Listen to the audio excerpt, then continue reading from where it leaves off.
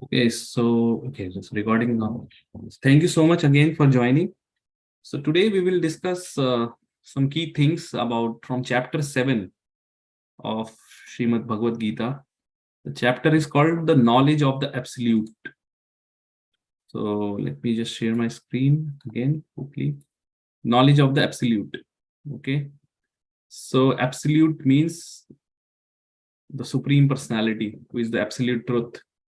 So here the key theme is Lord Krishna explains in this chapter that what four kinds of people approaches Lord Krishna.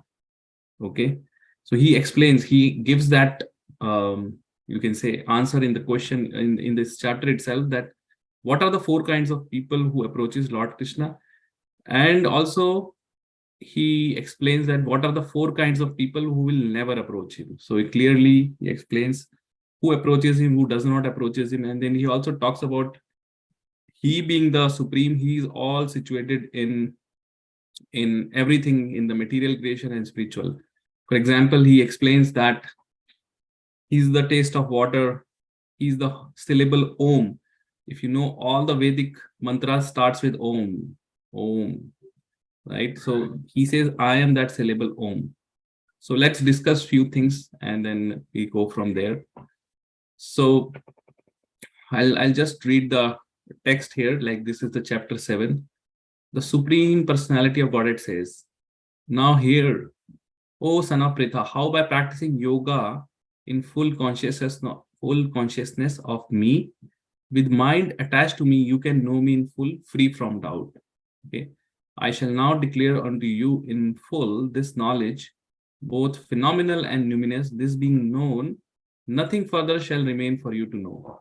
So he's explaining the most important knowledge, and he says that, Arjun, after I explain this to you, and once you know this knowledge, there is nothing which is remaining in this entire creation for you to know. This is how he explains.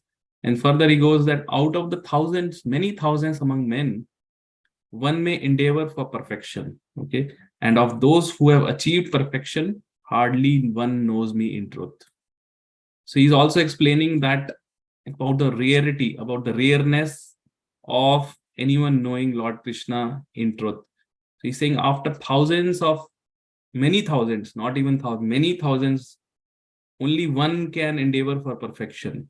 And out of those who have achieved perfection, even those who have achieved perfection, very few, maybe hardly anyone knows him in truth. This is how secret this knowledge is.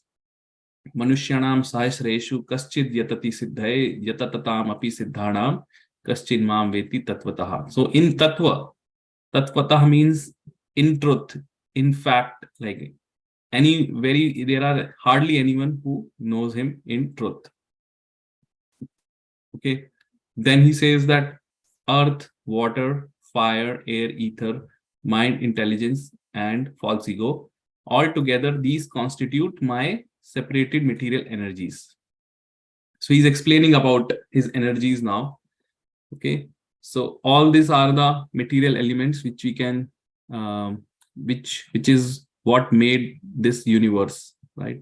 This universe is made up of these 8 elements. We can all see earth, the sand, right? The earth, water, we know, fire, air, we know, we can feel the air. Ether is the space, right? Mind, intelligence, false ego. These are the subtle elements we cannot see, but we know that there is mind, there is intelligence which is provided, and false ego is the ego which all of living entities here has. So all this made up of, he says, these are my separated material energies. Why separated? Because Lord Krishna do not identify with these energies. It's separated from him, but still these are his energies. Okay. And then he talks about superior energy. So this is called inferior energy. Material energy is inferior. And then they further says that besides these, O mighty armed Arjun, there is another superior energy of mind, which comprises the living entities who are exploiting the resources of this material nature, a material inferior nature. So he says there is a superior energy of mind which comprises the living entities. Okay, so that is the superior energy. Living entities meaning the soul. Okay, and that soul, those living entities are exploiting the resources of this material or inferior energy. So Prabhupada says here it is clearly mentioned living entities belong to the superior energy of the Lord. So we are also being a living entity, our energy of the Lord. Okay, so we are not independent of the Lord. And when this superior energy comes in contact with material nature, then it tries to exploit the resources of this material nature. Okay, so further Lord Krishna will talk more about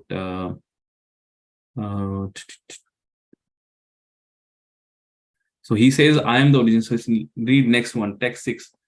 All created beings having their source in these two natures of all that is material and all that is spiritual in this world know for certain that I am both the origin and the dissolution.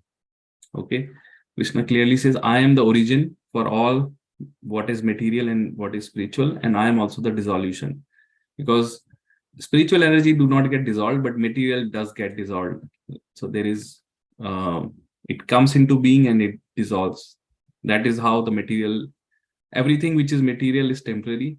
So it comes into being, stays for some time, dwindles, and goes away. For example, our body is material, right? So when we are born, we are young, then we grow up. So it grows.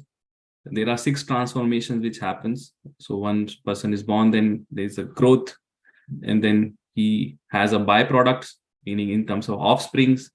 And this is common for all living entities, plants, animals, and everything. So there is a byproduct, then it starts deteriorating, and slowly it becomes old, and then it diminishes or it dies. So this is how all material things comes into being. In fact, the whole material nature also like this. It comes into being, stays for some time, and then goes away. However, whatever is spiritual, that is eternal, and it doesn't go through this 6 transformations. It is eternal and it remains eternal. So we as a living, as a soul, are always eternal. We should always remember that. It's just our body, which is made up of these material elements, goes through these transformations. And when the material body is not fit for our sustenance, because it becomes too old or it becomes diseased, then we get another body based on our desires and based on our karmas. Okay, these are the 2 driving factors of what body we get once we leave this body. Okay, next he says that, O conqueror of wealth, there is no truth superior to me. Everything rests upon me as pearls are strung on a thread. Okay, so you have seen the necklace, right? Pearl necklace. So as the pearls, little small pearls are resting on a thread. So what externally we see the pearls, but we don't see that there is something which is keeping everything combined, all the pearls together. That is the thread. Similarly, says everything in this whole creation rests upon me, but people don't see me because I am that thread, like a thread which is binding everything together. Okay, but people don't see that truth. So that is, and he further says, there is no truth superior to me. Okay, then further he says that, O son of Kunti, I am the taste of water, I am the light of sun and moon, the syllable Om in the Vedic mantras, I am the sound in ether and ability in man. Very important, right? Everything Krishna is saying, whatever we see around, he's saying this is coming from me, or I am. So when we drink water, that taste of water, Krishna says, I am that taste. Light of sun and moon, Krishna saying, I am. In fact, in further verses, he says, the sun and moon are my eyes. Syllable Om in Vedic mantra, all the Vedic mantra starts with this word Om. Om. Many people even practice Om. Om, like, but he says that syllable Om is me, Krishna himself. I am the sound in ether and also ability in man. So all of us, we can do any work because we have been provided with certain abilities, right? So that ability to do anything that is coming from Lord Krishna. He's saying, I am that ability. So that's why nobody should be puffed up. Okay, I did. Sometimes people boast about themselves. Okay, I did this big thing, or I did this, or because of me this happened. This is all nonsense. Actually, this is not true. That ability which Krishna is giving, anyone can do anything because of that ability, and we are just a medium through which sometimes Lord does some good work, or Lord Krishna uses us and engages us in his service as a medium. But one should not become proud that it is me who is doing, because that ability to do anything is coming from Lord Krishna. And the moment he takes away that ability, we are nothing. Like, we can't do anything. We can't even walk. What to speak of? We can't even control. Like, you see, like there is a some hairs on the body. We don't even have an ability to stop any one hair to falling down. Or once the hair is falls off, we don't have a ability to put that hair back on the body, right? So without Lord Krishna's like mercy, no living entity can do anything independent. And then he further explains that I am the original fragrance of the earth, I am the heat in fire, I am the life of all that lives, and I am the penances of all ascetics. And then further he says that, O Pritha, son of Pritha, know that I am the original seed of all existences. So he's the seed-giving father, the intelligence of the intelligent, and the prose of all powerful men. I am the strength of the strong, devoid of passion and desire. I am sixth life, which is not contrary to religious principles, O Lord of the Bharatas. And then he says, know that all states of being, be they of goodness, passion, ignorance, are manifested by my energy. I am in one sense everything, but I am independent. So he is everything in one sense, because everything is one of his energies, but at the same time he's independent. He's not affected by any of these material energies. That's what he's saying. I am not under the modes of material energy, for they, on the contrary, are within me. Okay, so all the energies are within him. It's not that because of energy, like the energetic is not dependent on energy. However, those energies are depending on the energetic, right? So he's like energetic. So all energies are coming from him, and he's not affected by any of those energies. In fact, for material energy, he does not even touch any material energy, and not either come in affected by any of the material modes of material nature. And further he says that deluded by these three modes, which are goodness, passion, ignorance, the whole world does not know me, who am above the modes and inexhaustible. So he's saying, I am above all these three modes, and the whole world is basically illusion. Deluded means illusion by these three modes, passion, ignorance, goodness. And because of being deluded by these three modes, no one knows him in truth. The whole world does not know me, who is above the modes, and also he is inexhaustible. And then he further talks about his divine energy, that there is a divine energy of mind consisting of the three modes of material nature, which is very difficult to overcome.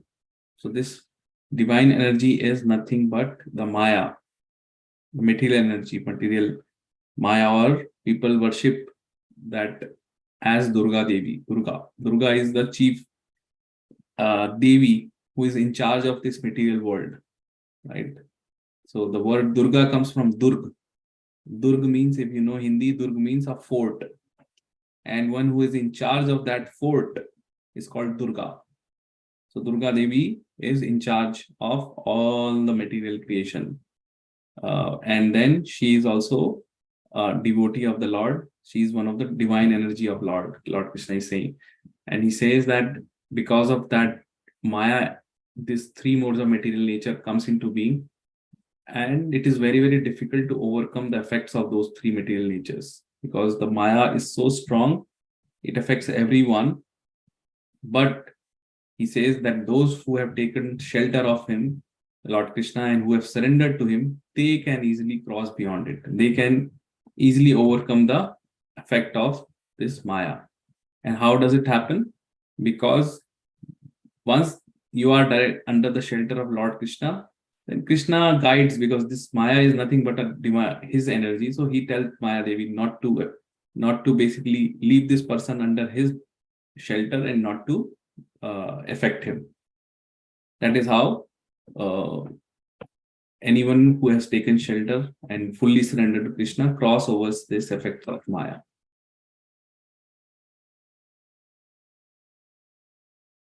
Okay, now he will talk about 4 kinds of people who are uh, who do not surrender, because here Krishna says that only those who have surrendered can overcome the effects of Maya. But then there are certain people who are not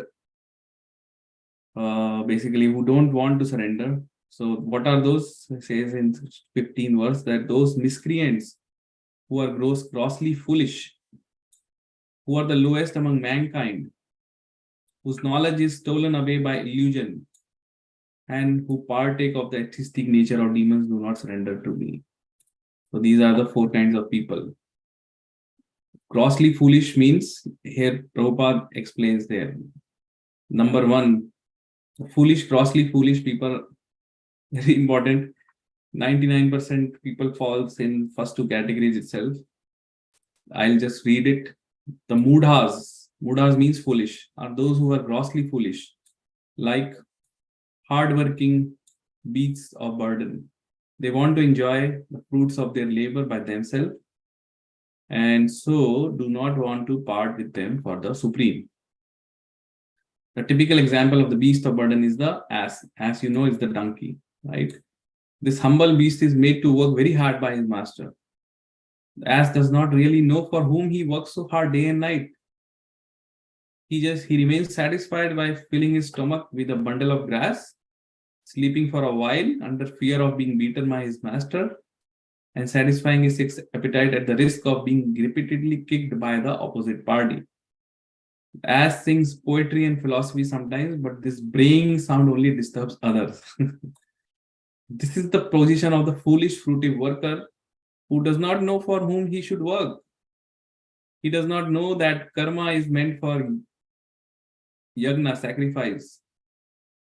Okay, then he's further explained, Prabhupada, that most often those who work very hard day and night to clear the burden of self-created duties say that they have no time to hear of the immorality of the living being. Immortality, sorry. To such mudhas, material gains which are destructible are lives all in all. Despite the fact that the mudhas enjoy only a very small fraction of the fruit of labor. Okay, so this is true, right? Sometimes they spend sleepless day and night for fruitive gain. And although they may have ulcers or indigestion, they are satisfied with practically no food. They are simply absorbed in working day and night for the benefit of illusory masters. Ignorant of their real master, foolish workers waste their valuable time serving mammon. Unfortunately, they never surrender to the supreme master of all masters, nor do they take time to hear of him from the proper sources. And further, the swine who eat the night soil do not care to accept sweet meats made of sugar and ghee. Similarly, the foolish worker will untiringly continue to hear of the sense of enjoyable tidings of the flickering mundane world, but will have no time, very little time to hear about the eternal living force that moves the material world. So here, Prabhupada explains about the unfortunate situation of foolish people, Buddhas, who are the first category who will never surrender to the Lord. Why? Because like a donkey, they don't know whom they are supposed to work with. They don't know what is the purpose of this human life. So their vision or their only satisfaction, or what you can say, only goal of this life is to make more and more and more money. But then in doing that, they work very hard. Sometimes I have seen here in this part of the world, people are engaged in 2 jobs, right? 16 hours, some people are working like a ass. So, and then they are just they are not even in a position to enjoy the so-called temporary fruits of their work. They think they will enjoy someday, but they work so hard that they don't have to even time to enjoy, and then because of that their health gets affected. And definitely once your health is gone, no matter even if you have billions of dollars, you can't do anything with that, right? No amount of money can bring back that lost health. And then they have sleepless nights. Prabhupada says they have problems of indigestion, ulcers, so they can't even properly eat. Many people today have so many problems like hypertension, diabetes, and now a lot of other new problems comes. So earlier in like if you go back 50, 60 years back, these problems do not exist in our society, or they were there, but very small number of people. But now these are like becoming common. Why? Because there is so much you can say endeavor to achieve material, more and more material comfort gains, and people are working very hard, right?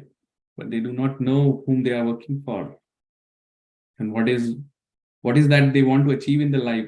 Just keep working hard. So most of people have this vision that, okay, I will work hard and save, and try to enjoy and save a lot of money for my children. So they are very attached to their children and try to save more and more for their children. And then time comes and they have to go from this world. So the whole human life, which was meant, which was given as a boon by Lord Krishna to understand Bhagavad Gita, understand him, is wasted in simply doing something which is temporary and which remains here. Whatever money they acquire, whatever properties they make, whatever education they did, all that remains here. And when even a sadhu approaches them, okay, can you come for a class, or can you take this book? They need no time. Say we have no time. A lot of people today says like that, yeah, that we have no time because they are so busy. They are so busy in making in working so hard that literally they have no time for anything else, right? So this is the situation of, so these kind of people, very difficult for them to surrender to Lord Krishna, and even here. Okay. Second kind of people is called Naradhama, which is lowest of mankind. Nara means man, Nara Adhama means lowest. Okay, so here the Naradhama people are the ones who will look like a civilized, right? Who will come across as a big scholars, big philosophers, but then they deny the existence of the Lord. So, okay, just regarding knowledge. Thank you so much again for joining. So today we will discuss. Okay. So they deny the existence of the Lord. So here Prabhupada says, one second, I'll just mention. See here, those who are socially and politically developed, but who have no religious principles must be called Naradhamas. So they will be very, you can say, sophisticated people in society, very highly placed people, intellectual, so-called intellectual, right? But they have no religious principle. They don't believe the God exists. For them, and they are big philosophers. So these are the lowest of mankind. So they are so much attracted with their name, fame, and all other things going on in the society. So these are the lowest of the mankind, and they basically never want to surrender to the Lord. Okay. Prabhupada, very important thing says that the civilized form of human life is meant for man's reviving his lost consciousness of his eternal relation with the Supreme Truth, which is the personality of God, Sri Krishna, which is all powerful. Whoever loses this chance is classified as a Naradhama. So whoever is losing this chance of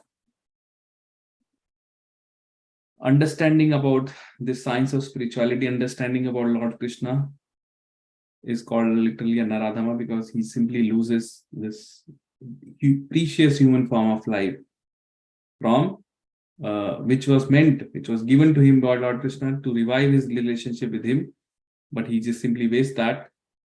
And even though intellectually he may be intelligent in society, he may come across something who is very, very intelligent, but because he is using his so-called intelligence for wrong purpose, he is the lowest of mankind, Naradhama.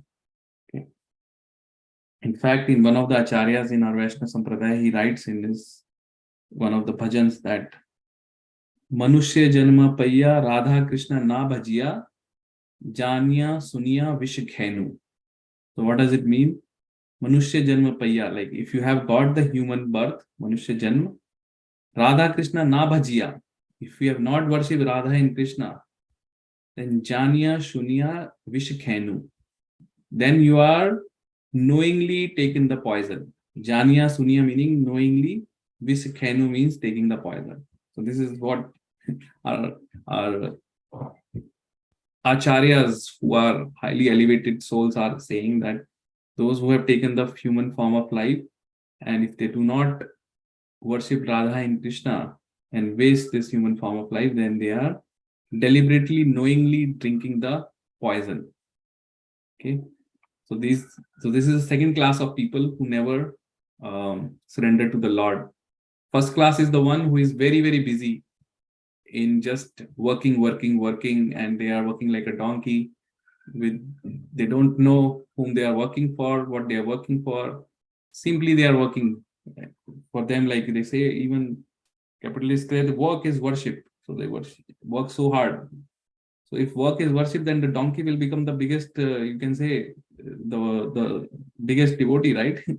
That's not the case. Work is worship. We should work, but we should work not at the cost of discarding our other things, which the human life which is meant for. Like everyone has to work. This is true. Even Lord Krishna did not tell Arjun that you leave the work. Say you remain situated in whatever you are doing. So you are Kshatriya, so your duty is to fight. So you fight, but remember me and surrender me and fight for me, work for me. So same thing. Everyone has to work, but work for Lord Krishna. If we can't work for Lord Krishna, at least gives our fruits of work to Lord Krishna and work with that consciousness that I am doing this work as a duty to raise my family, and I'm not attached to the work itself, and whatever fruits I'm giving a part to in the service of Lord Krishna. Okay, and then I definitely dedicate some of my time in understanding about the Bhagavad Gita, what Lord Krishna has to say. So this is how the human life is meant for. Okay, then third category of people who will never come is Maya Ya Pritagyana. So those persons whose knowledge has been nullified by the influence of illusionary material energy. So they are mostly very learned fellows, like a great philosophers, poets, scientists, but they are employing their energy because they are employing their knowledge in wrong direction. Okay, and again, these kind of people, they disobey the Supreme Lord. They do not even believe that there is God. So there are many such kind of people, very highly scholar, and sometimes these people write the commentary on Bhagavad Gita also without having any understanding of the Lord, and then they misguide others also, because those who read their commentary or their books on Bhagavad Gita definitely also gets illusioned. Okay. So Prabhupada says that in the Gita, in very simple and plain language, it is stated Shri Krishna is the Supreme. Lord Krishna is telling again and again, I am the Supreme. I am the origin of everything. In this chapter also, he is telling that I am the taste of water. I am the syllable Om. I am the sun and light. Everything emanates from me. But still, these so-called scholars, they deny all that, and they come up with their own stupid philosophy, and they come across as a big scholars, and then they cheat people. So here, last time Prabhupada said that despite all these clear statements, these Maya, Ya, Paritagyana deride the personality of Supreme Lord and consider him merely another human being. So then they will never be able to surrender to Lord Krishna, or not even be able to worship Lord Krishna. And the last class is of the people who will never surrender is Asuram Bhavam Ashrita. That those who have Asuric pravritti. Asuric meaning demoniac, Rakshash pravritti, right? So this class is openly atheistic. All the atheists falls under this class. Some may argue that Lord can never descend upon this material world, but they are unable to give any tangible reasons as to why not. Okay, so these are all the atheist people you see, they have this demoniac mentality. Then they say that why the Lord will come here, or they deny the existence of Lord because they want to enjoy everything. So they don't want anyone to be superior to them. So they don't digest this, that there is someone who is more superior. So they present all such kind of illicit human manufactured logic to deny the existence of Lord. And then these kind of people never surrender to Lord. Okay. So here Lord Krishna explains 4 kinds of people never come to him. One is the foolish people who works very hard, Naradhama.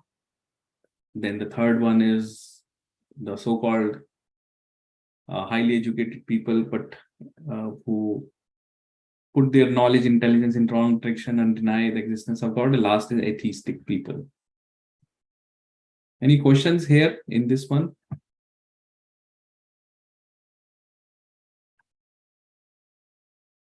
Okay. Next comes the interesting point. Then he talks about that 4 kinds of pious men begin to render devotional service unto me. So he says there are 4 kinds who will never come to me, very clearly identified.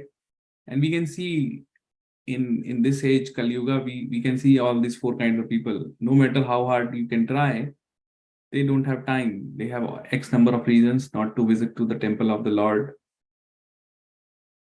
Sometimes I see, we as Vaishnava, we feel pity on these people. Like they are so much entangled in their day-to-day lives just to gain some material benefit, and then they leave the world without fulfilling without fulfilling the goal for which they got the human body. And these kind of people definitely goes down. They don't get a human form again, because they wasted the human form. This human life is very, very rare. It's a boon. All Shastra says that. And if someone wastes that, then Lord says, why I would give you this human form again? I would give to another living entity. So then they definitely go back in the cycle and they waste that human form, which is given after many, many billions of births. And then they have to basically suffer in other species.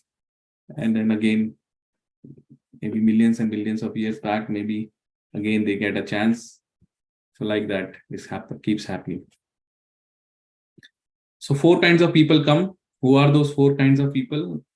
The distressed, the one who has distress, like any distress. Sometimes people are so distressed, something is not happening in life. Some has some illness, some has no job, so any kind of distress.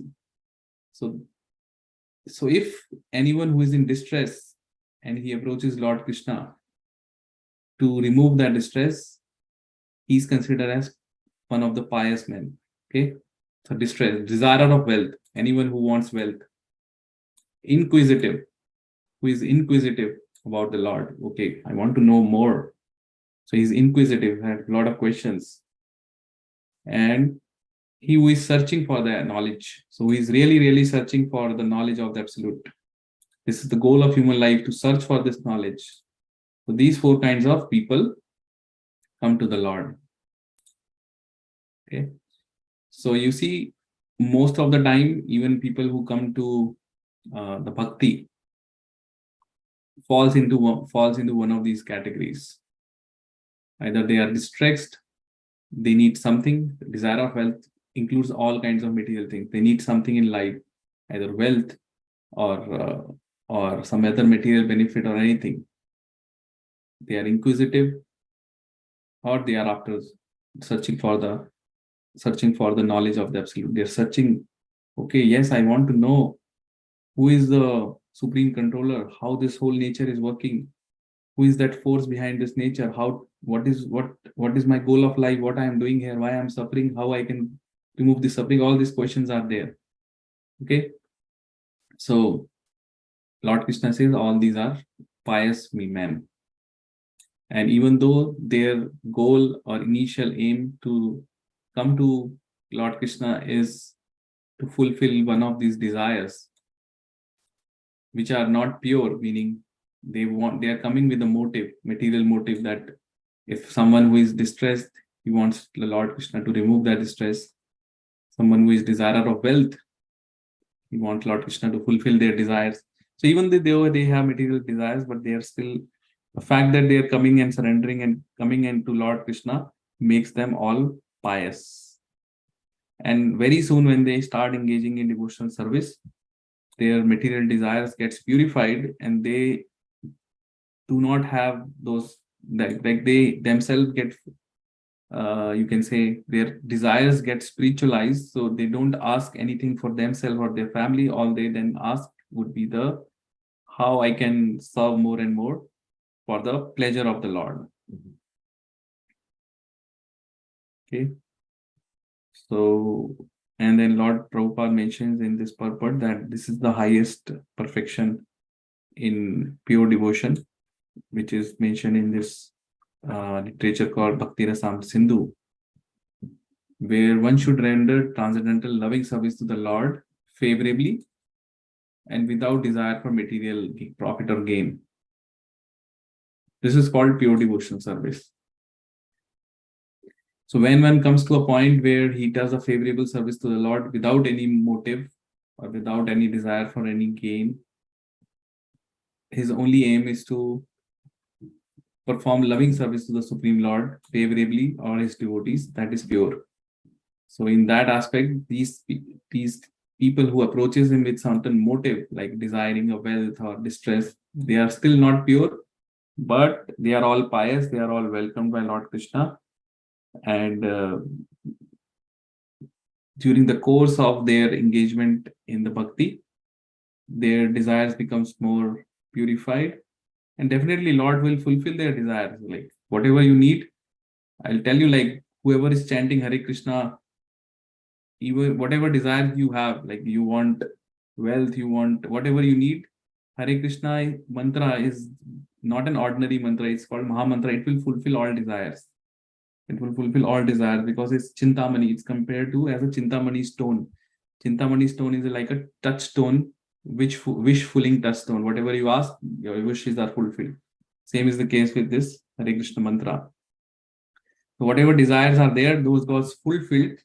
But Lord also takes care that you don't go away from the Lord. So it will be fulfilled in a way that, yes, your desires will be fulfilled, but you remain engaged in the service of the Lord. So once Lord Krishna picks you, he does not leave you so easily. Like, because Lord is more anxious than us to take us back, right? So whoever he picks up, it's like he does not want to leave, because he himself wants every one of us, being his children, to come back to him. Okay, so these are the 4 kinds of people who will approach the Lord. And then Lord further says that out of these, the one who is full of knowledge and who is always engaged in pure devotional service is the best, for I am very dear to him and he is dear to me.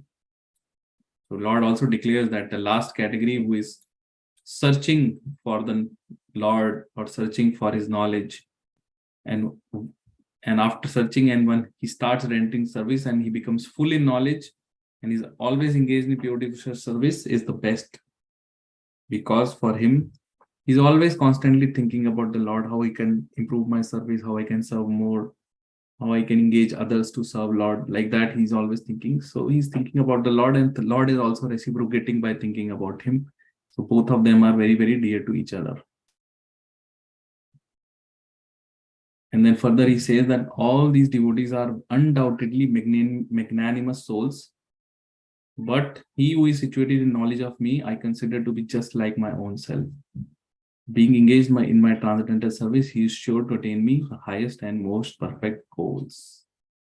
He says the one who is, all of them are actually magnanimous, but the one who is in knowledge of me, he's just like me. I consider him like me only. And because he engaged in my service, definitely he's sure to come back to me and attain the perfect goal, highest goal. And then he also explains about the rarity. In the next word, he says that after many births and deaths, he who is actually in knowledge surrenders to me, knowing me to be the cause of all causes and all that is such a great soul is very rare. So he says these are the symptoms, but that soul is very, very rare. It's not easily found. Like after many, many births and deaths, one comes to this understanding that yes, Lord Krishna is the source of everything and he's the cause of all causes, and I have to surrender to him, right, through the medium of spiritual master. But such a great soul is very, very rare. That is also, he says. He uses the word Sudurlabha. Durlabh means very rare, like rare, and Su means Sudurlabha, like very, very rare. This out of millions and billions, so maybe one person may come to this conclusion to yes, I have to surrender. So it's very rare.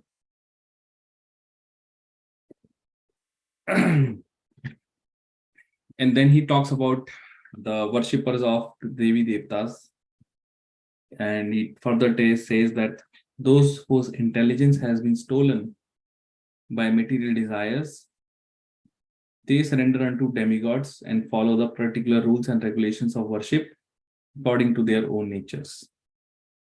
Okay, so he says that those who are worshipping and who is after the material benefits and want to fulfill their material desires, they surrender to the Devi Devtas, because it's mentioned in one part of the scripture that if you follow certain rules and regulations, then then the Devi Devtas will fulfill those desires, right? But though they are considered as less intelligent people, because why? Because they are after the material desires, which are temporary, first of all, and they are asking something which is temporary, and that too they are asking from Devi Devtas who are dependent on the Lord himself. Lord says, if they come to him, he can directly bestow whatever they need. But because they are going via the medium of demigods, that makes their like that makes not the perfect way of approaching.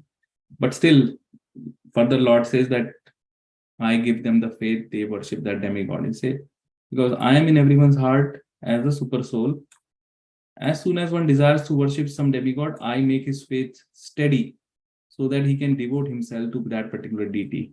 Okay, Lord says that because he does not want anyone to forcefully to come to him. Say, if one is, let's say, a worshipper of other demigod, there are so many, right? 33 million Devi Devta, 33 crore Devi Devta, any.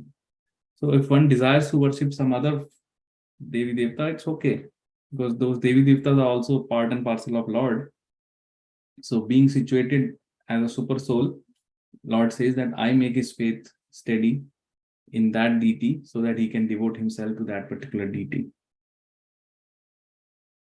Okay, then he further says that endowed with such a faith, he endeavors to worship a particular demigod and obtain his desire.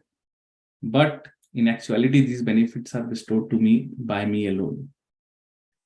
Okay, so he says, even me, I am the one who gives this ability to demigods to bestow any kind of material gains or material things to these people who are worshipping a demigod and to fulfill certain desires. It could be any desire. Okay, I want a high paying job, or I want wealth, or I want a nice house, or any desire which you may have. Sometimes people go to worship particular demigod. Like if you go to some panditji, he will say, okay, you do next 7 weeks, this puja, and then you will basically get this desire. In India, there are a lot of, like, what do people say, mannat, like there are people who follow and ask for certain things, and then they say, I will come do this if my desires are fulfilled. So any desire, even if you have materials, whatever desire, if best would be to directly approach the Supreme Lord Krishna, right?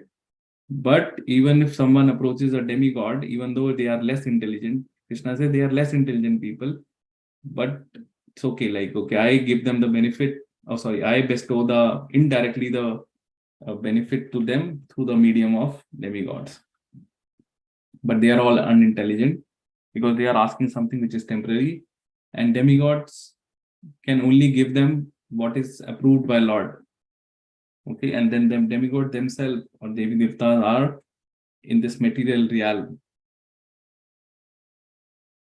So further he says that men of small intelligence worship the demigods and the fruits are limited and temporary. Those who worship the demigods go to their planets or demigods, but my devotees ultimately reach my planet, supreme planet. So he's saying that their fruits are limited and temporary. Demigods can only give limited things, and anything which they give, they cannot make one go back to the spiritual world. Their fruits are limited and also they are temporary. They can only give in this material, in the context of material things. And the maximum what can happen is the worshipper of demigod can go to that planet of demigod. For example, the worshipper of, let's say, Durga Devi, for example, may go to the planet where Durga Devi is living, or worshipper of sun god may go to the planet of sun. But that's a max. But even that, whatever planet they go, it's still material. After they live there for a certain number of years, they have to come back here. So why to waste time in going back there and going there here? Like intelligent person thinks, I would go to a place where I don't have to come back. Eternally I will go. Okay, but the people with small intelligence, they do these things, and Krishna says that they are less intelligent.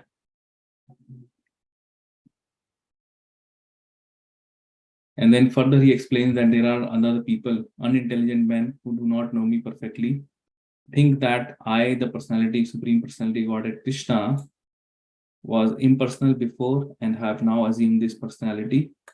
Due to their small knowledge, they do not know my higher nature, which is imperishable and supreme. So this is the view of certain class of people who thinks Lord Krishna also is, before he did not have any form, he was impersonal, and now he has assumed this personality and form, and even he has a form like us humans. He's just has extraordinary qualities and powers, and he says because of their small knowledge they do not know that I am imperishable and I am the supreme. So Lord Krishna is not that he takes a form. Before that he did not have form. No, he always has form, and he always will have form. If we have form, how could it be that Lord Krishna cannot have form? Right? He's full in all opulences. So how it could be he can lack in anything? It's not simply possible. So he has form. But Krishna says that I am never manifest to those foolish and unintelligent. For them, I am always covered by my internal potency, and therefore they do not know that I am unborn and infallible. Okay. So basically, he's saying that for those kind of people, this Maya Devi, who is Lord's divine energy, she creates a kind of curtain, parda. And because that curtain is there, they can never approach the Supreme Lord, and they can never know him in truth. Okay. So that's the reason they remain entangled in this material affairs, and they have no time. And because Maya Devi do not let him approach the Lord, because in the first place they don't want to, they just want to be with themselves, enjoy and remain satisfied in this temporary happiness of material things. So for them, it's like Lord creates this curtain. And then there is a class of people who are called impersonalist, who considers that the supreme force do not have a form. There is some light. They want to merge with the light. So they will never understand Lord, right? So what they are thinking, that who is the supreme is just the energy of the Lord, right?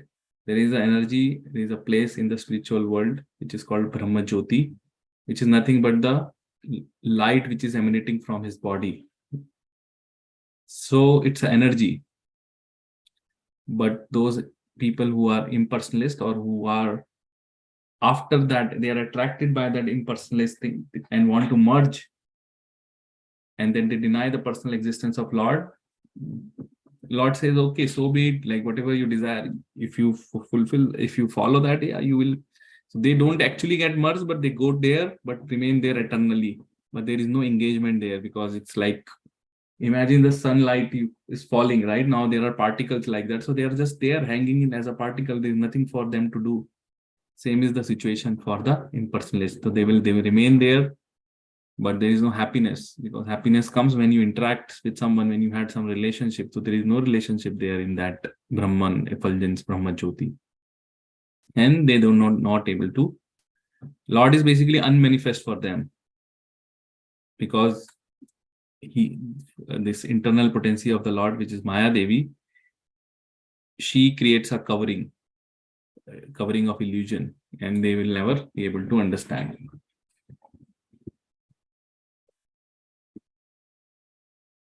So next he says that, "O Arjun, as the Supreme Personality of Godhead, I know everything which has happened in the past, all that is happening in the present, and all things which are yet to come." So he knows everything. I also know all the living entities, but me no one knows. See? So he knows exactly all living entities. How does he know? Because he's sitting in everyone's heart as super soul. And he's watching all our actions and all our desires. He knows. Not from this life, all the lives, previous life, which we have taken. So he's right with us throughout, whatever form we have, like either plant form or animal, he's there. So he knows all our past actions. So he knows full past, present, future of about everyone. Okay. So, and then he says that all living entities are born into illusion, and they are bewildered by dualities of this, which arise from desire and hate. And further, he says that persons who have acted piously in previous lives and in this life, and whose sinful reactions are completely eradicated, are freed from the dualities of duality, and they engage themselves in his service with determination. Okay. So this is the criteria of one who can engage in the service, that they have acted piously. They are by nature pious people. They have acted piously, not just in this life, but even in his previous lives, multiple lives. So it's not that one who comes to the bhakti is like just by chance. No, it is like he has been practicing that and acting piously in a lot of previous lives, and his sinful reactions are almost complete or completely eradicated, because then that person becomes eligible to engage in the service of Lord Krishna with determination. And further, he says that intelligent person who are endeavoring for liberation from old age and disease, old age, death, take refuge in me in devotional service. They are actually Brahman, because they entirely know everything about transcendental activities. And last, he says that those who are in full consciousness of me, who know me as the Supreme Lord, to be the governing principle of the material manifestation of the demigods and of all methods of sacrifice, can understand and know me, the Supreme Personality of God, even at the time of death. Okay. So this is the science, that at the time of death, whatever we think, that's what we will achieve in our next life. That's what we will get. This is discussed in detail in chapter 8. But at the time of death, if one thinks about the Lord Krishna or think about his one of the pastimes or his forms or his pure devotees, then definitely that person goes to the Lord Krishna. But it's not easy. Lord Krishna is very difficult also to think about him if one has not practiced that throughout his life. So it's like death is considered like examination. So whatever has happened in your life, at the time of death, there is a flashback. It revolves in front of you, whatever happenings, and whatever you are most attached to, that's what you will remember at the time of death. So if one has dedicated his life and has worshipped Lord Krishna and consider him as the most, you can say, dear, so then he will remember Lord Krishna at the time of death and go back to his planet. Okay, so this is more explained in chapter 8 about, in fact, the whole chapter 8 is about what happens at the time of death and how to, basically there is how to leave our body at the time of death. What consciousness should we have at the time of leaving our body? That is the whole subject matter of chapter 8, which we will discuss next class. Okay. So we'll finish here. We just finished chapter 7 of Bhagavad Gita, which talks about 4 kinds of people who come to him, 4 kinds of people who do not come to him. People who are after the worship of demigods, they are considered unintelligent, but Krishna says that their faith, he strengthens their faith. And then he also talks about the impersonalists, that they cannot know him because of the covering of Maya.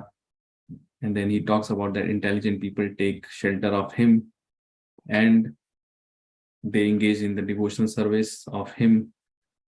And those, he also puts that person who have acted piously in previous life and this life, and whose sinful reactions are eradicated or almost eradicated, they are the ones who engages themselves in his service. Okay, so these are some of the things he mentioned in chapter 7, which is about the knowledge of absolute, which is knowledge of the Lord Krishna. Okay, so with that we conclude today's class. Thank you so much. If you have any comments, questions, then we can discuss.